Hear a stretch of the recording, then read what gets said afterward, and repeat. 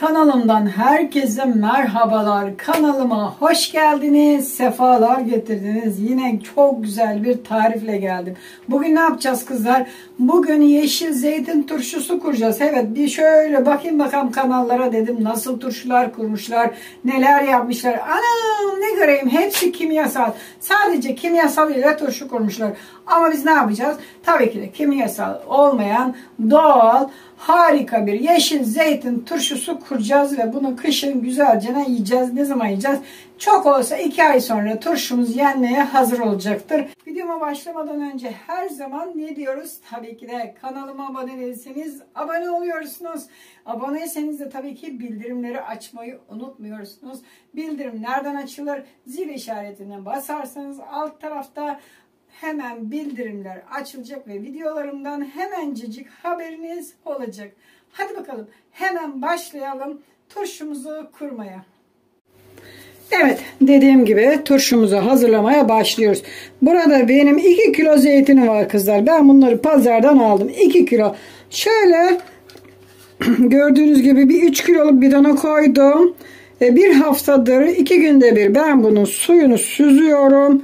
Yine 2 gün oldu suyunu süzmedim. Tam bir hafta oldu ben bunları başlayalı. Bu da yani bu almadığı için bunun içine attıklarım. Hemen nasıl koydum derseniz şöyle bakın, bir çizik attım, fazla değil. Şöyle bıçakla kırma falan yok. Hemencecik bir çizik attım. Üsttekiler biraz çizik yerleri belli olur. Ama altta suyun içinde kalanlar öyle olmaz. Bak. Gördünüz mü? Şu şekilde bir kere yeterli. Bunu da neden attık? Acıları gitmesi için. Şimdi turşumuzu hazırlayacağız. Önce şu sularını dökelim. Yani daha önceden hazırladığım için bu yöntemi göstermedim. Ama siz de aynı şekilde çizin. Doldurun bidona.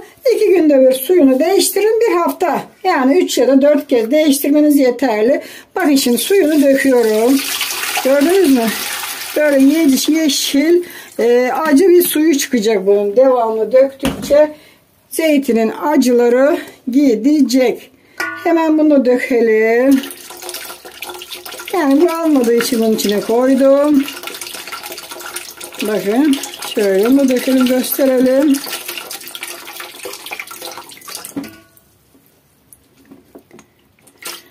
Şöyle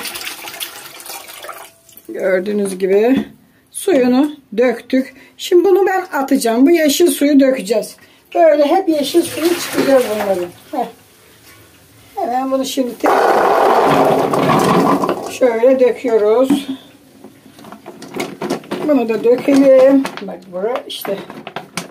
Bunu çıkarmayacağız. Bunun içine tuzlayacağız. Bunu dökemiyoruz çünkü. Gördüğünüz gibi hazır. Hemen bir su daha yıkayalım. Hemen şöyle güzelce yıkayalım tekrar. Yani benim dediğim gibi yaparsanız asla yanılma yapmazsınız. Gerçekten tam ölçülü tarifler her zaman veriyorum sizlere. Kimyasal olmayan. Tabii unutmayın, sürekli birçok tarifte kimyasal görüyorum. Çok yanlış. Çok. İşte bu şekilde bakın. Yıkadık mı? Yıkadık. Zeytinlerimizi yıkadık. Hazır. Hemen doldurmaya başlayalım zeytinlerimizi. Şöyle gördüğünüz gibi buraya koyalım. Aynı bidona koyacağız. Şöyle bidonumuzu da dolayalım tekrar. Evet. Bize ne gerekli zeytinimizi kurmak için? Kaya tuzumuz, limonumuz, şöyle bir kocaman limon koyacağım. Kimyasal dediğim gibi kullanmayacağız. Kimyasal yasak. Yasak. Hangi kanalı görsem bol bol kimyasal. Bol bol kimyasal. Gerek yok arkadaşlar ya. Doldurmayın şu kimyasalları. İşte limonumu ne yapıyorum? Şöyle bir keselim. Kocaman bir limon. Küçükseydi 2 tane kullanın. Bak büyük olduğu için bir tane yeterli bana. Bir bakıyorum ki kaşık kaşık limon tuzu koyuyorlar. Koymayın ya şu limon tuzunu. O bir kimyasaldır. Zehir yemeyin. Evet, şimdi hemen doldurmaya başlıyoruz. Yani yapmamız gereken nedir? Tekrar bidonumuzun içine bunları böyle atacağız.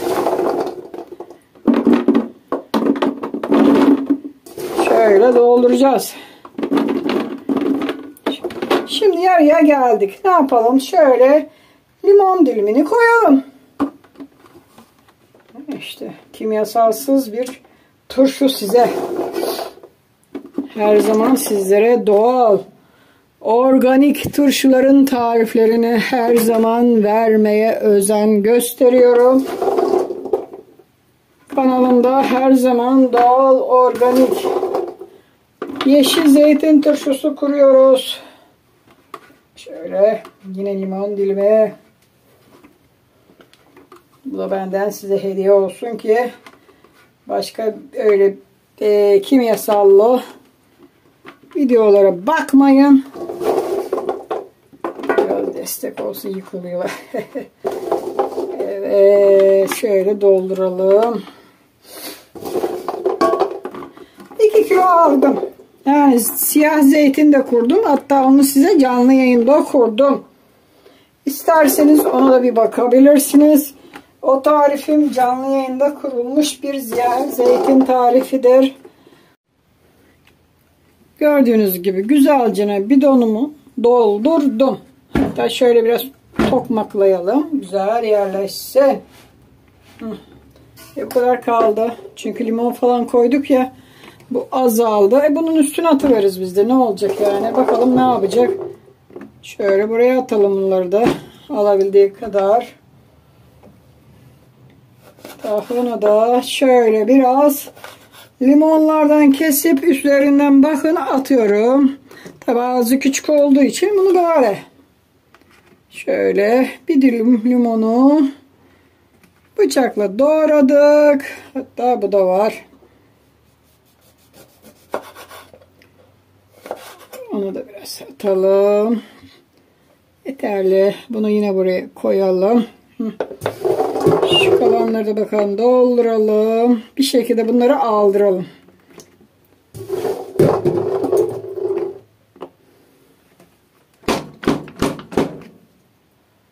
Turşumuzu hazırlayalım. Ne yapar? Kışın gözü kara. Turşumuzu yapmazsak bunları dünyanın parasını verip kışın almak zorunda kalırız. Onun için kışlıklarımızı bir şekilde hazırlamalıyız. Bu da böyle olsun yani, değil mi? Bak işte dolduruyoruz. Şöyle itire kaka. Bunu da buraya atacağız. Bir şekilde bu zeytinleri çöp atacak değiliz. Güzelce ne? Bak onları da doldurduk. Şöyle bakalım bunları da aldırabilirsek. Tamam. Evet, gördüğünüz gibi zeytinleri güzelce yerleştirdim. Hemen şimdi limonunu verdik. Şu küçücüğün üzerine de bir dilim limonu böyle küçülttüm attım. Tamam, limon tuzuna hiç gerek yok. Bu 3 kiloluk bir bidon. Şimdi ne yapıyoruz? Hemen tuzunu veriyoruz. Bildiğiniz kaya tuzu. 3 kiloluk bidona 1, 2 ve 3 kaşık kaya tuzu koydum. Çok az böyle burnumla da gönlümden geçeni koyuyorum. Bu da 1 kiloluk bir bidon diyelim. Değil mi? Şöyle onu itire hemen bir kaşıkın kaya tuzu da ona veriyorum.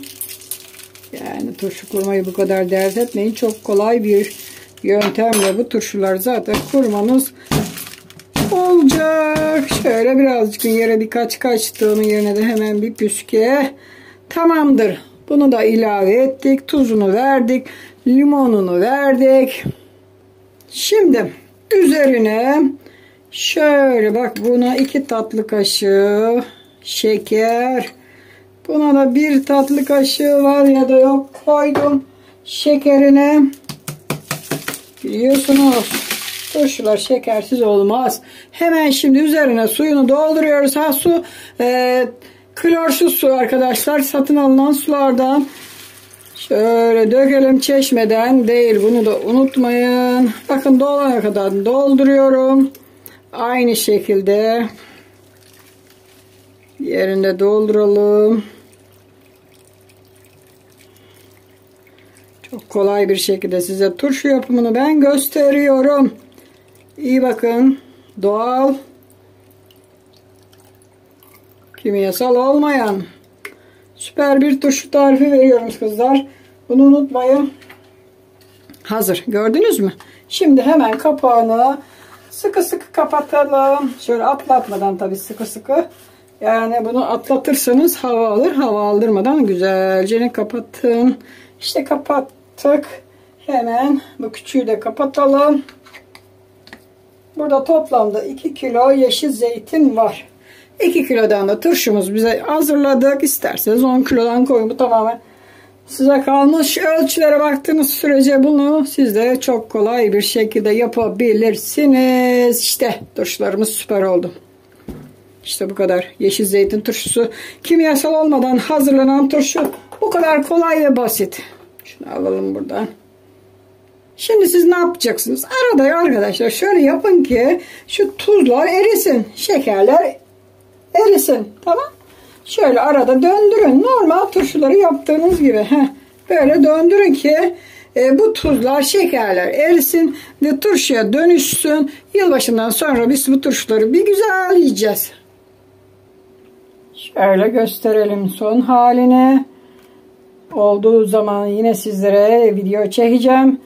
Göstereceğim bu turşuları kızlar. Unutmayın, göstereceğim.